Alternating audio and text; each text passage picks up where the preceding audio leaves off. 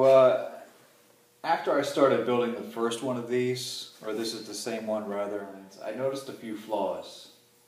One, the actual horizontal stabilizer, the rear horizontal stabilizer, is kind of weak and flimsy.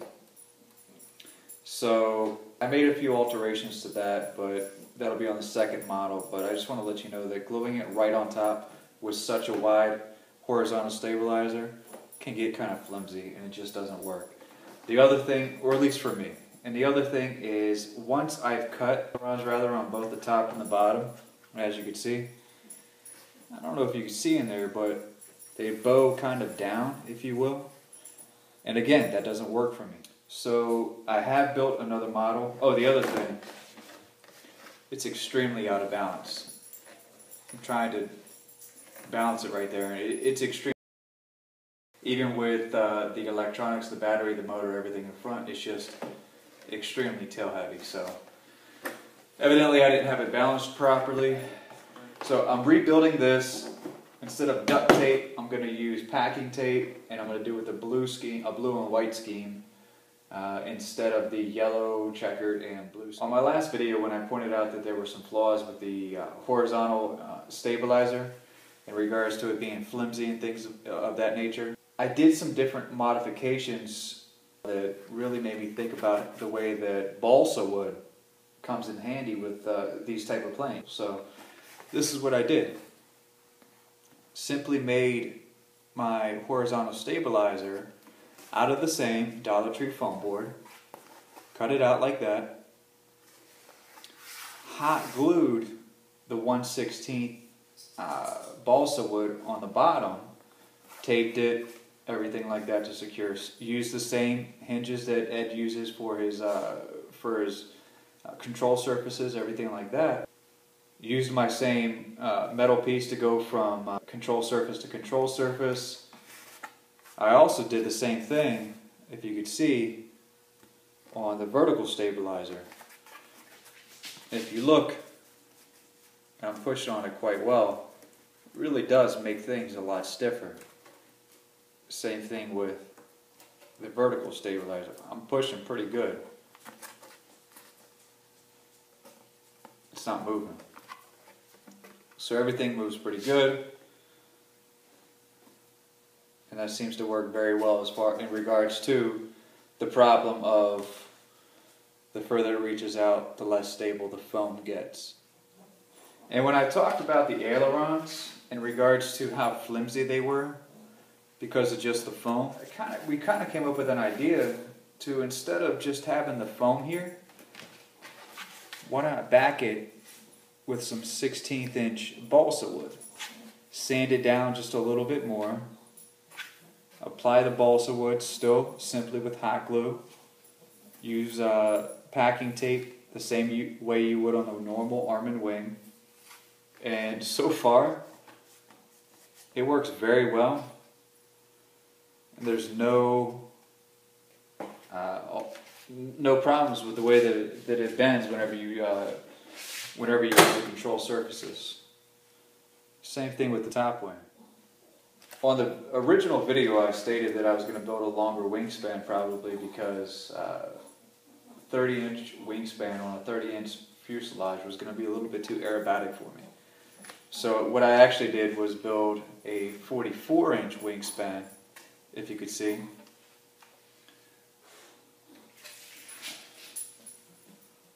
Using the same airfoil design. Used a 1/4 inch wooden dowel simply from the hobby shop, maybe cost $1. Hot glued everything in. Used the same supporting measures that Ed uses. 3/4 inch, 3/4 inch by a 1/4 inch, and then the difference on the top. So I have the space to run all the wires for the servos. And then I have space in the back for the stabilizers between the two wings. So it works out pretty good.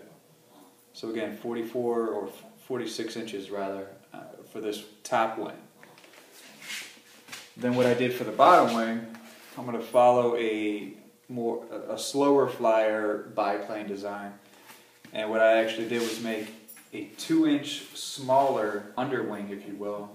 And basically this is just, again, 2 inches smaller than the top.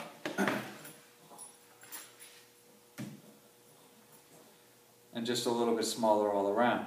So it's going to be a staggered wing plane, but it'll work out pretty cool. Now onto the fuselage. Kind of still went back with the same 2 inch in the rear, 4.5 or rather 5 inch